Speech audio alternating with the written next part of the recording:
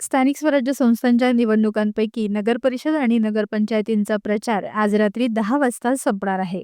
उद्या मंगळवार दिनांक 2 डिसेंबर रोजी शहरातील नागरिक मतदान करून नगराध्यक्ष आणि नगरसेवकांचं भविष्य ईव्हीएम मशीनमध्ये बंद करणार आहेत.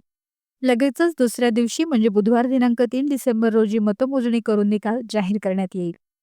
नोव्हेंबर महिन्यात 21 तारखेला उमेदवारी अर्ज मागे घेण्याच्या प्रक्रियेनंतर निवडणूक रिंगणात असलेल्या उमेदवारांची अवघ्या 10 दिवसात मतदारांपर्यंत पोहोचण्याची तारेवरची कसरत सुरू झाली होती.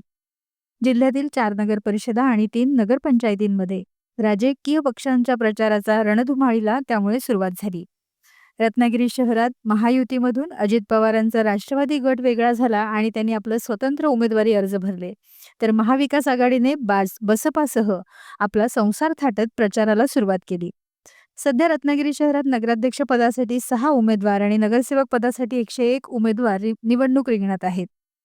जिल्ह्यात 200 मतदान केंद्रांवर उद्या मतदानाची प्रक्रिया पार पडणार आहे. तर रत्नागिरी शहरात त्यापैकी 69 मतदान केंद्र आता मतदानासाठी सज्ज झाली आहेत. नगर परिषदेच्या इमारतीमध्ये मतमोजणीची प्रक्रिया पार पडणार असल्याने आता नगर परिषदेला पोलीस छावणीचं स्वरूप प्राप्त झालं आहे. अवघ्या 15 दिवसात आटपण्यात येत असलेल्या या नगर परिषद आणि नगरपंचायत निवडणुकांकडे आता इच्छुक उमेदवारांसह नागरिकांचेही लक्ष लागून राहिले आहे. जीवन देसाई, निवडणूक निर्णय अधिकारी, रत्नागिरी नगर परिषद सार्वत्रिक निवडणूक 2025. रत्नागिरी नगर परिषदेसाठी उद्या 69 मतदान केंद्रावर सकाळी 7:30 ते सायंकाळी 5:30 वाजेपर्यंत या वेळेत हे 69 मतदान केंद्रावर मतदान घेतलं जाणार आहे. ही जी 69 मतदान केंद्र जी आहे ती वेगवेगळ्या ठिकाणी 37 लोकेशनवर आहेत. या नगर परिषदेकरता पुरुष 31,324, महिला 33,421 आणि इतर 1 असे एकूण 64,746 इतके मतदार मतदानाचा हक्क बजावणार आहेत. यामध्ये दिव्यांग मतदार देखील आहेत. त्यांच्यासाठी मतदान केंद्रावर व्हीलचेअरची सुविधा देखील उपलब्ध असणार आहे.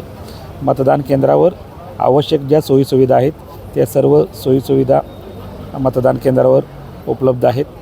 यामध्ये रॅम्प असेल, सावली असेल, पिण्याचे पाणी असेल, अशा अनेक सुविधा त्या ठिकाणी आहेत. या 69 मतदान केंद्रापैकी प्रभाग 2मधील जे पहिल्या क्रमांकाचं मतदान केंद्र आहे, जे देसाई हायस्कूलमध्ये आहे, ते सखी मतदान केंद्र म्हणून स्थापित केलेलं आहे. त्या ठिकाणी महिला मतदारांची संख्या ही जास्त आहे. त्याचबरोबर प्रभाग नंबर 9मधील पहिल्या क्रमांकाचं जे मतदान केंद्र आहे, जे गोदूताई जांभेकर विद्यालयामध्ये आहे, तर ते आदर्श मतदान केंद्र म्हणून स्थापित केलेलं आहे. या मतदान प्रक्रियेसाठी एकूण 345 कर्मचारी हे नियुक्त केलेले आहेत. त्यामध्ये केंद्राध्यक्ष, मतदान अधिकारी, इतर मतदान अधिकारी, चतुर्थ श्रेणी कर्मचारी, त्याचबरोबर जवळजवळ 110 पोलीस आणि होमगार्ड हे बंदोबस्तासाठी नेमण्यात आलेले आहेत. 69 मतदान केंद्र प्रक्रिया सुरळीतपणे पार पाडण्यासाठी 16 क्षेत्रीय अधिकारी म्हणजे झोनल ऑफिसर यांची देखील नियुक्ती केलेली आहे. आज या ठिकाणी जे सर्व 69 मतदान केंद्रावरचे जे केंद्राध्यक्ष आणि त्यांचा जो इतर मतदान अधिकारी आणि जो स्टाफ होता, त्यांनी आपापले ईव्हीएम आणि इतर साहित्य घेऊन आपल्या नेमून दिलेल्या केंद्रावर सर्वजण रवाना झालेले आहेत. उद्या मतदानाची वेळ आहे सकाळी 7:30 ते 5:30 या वेळेत. मतदान केंद्रावर मतदारांनी मतदान करावं यासाठी मी आवाहन करतो. मतदान केंद्रावर मोबाईल अलाउड नाही. मतदान करण्यासाठी मान्य राज्य निवडणूक आयोगाने जे पुरावे सांगितलेले आहे त्यामध्ये निवडणूक ओळखपत्र, त्याचबरोबर इतर 12 सांगितलेले आहेत. त्यापैकी कुठलाही एक पुरावा ओळखीचा घेऊन मतदान करण्यासाठी आवश्यक राहणार आहे. तर रत्नागिरी नगर परिषदेतील सर्व मतदारांना मी निवडणूक निर्णय अधिकारी म्हणून आवाहन करतो की सर्वांनी अवश्य मतदान करा. धन्यवाद.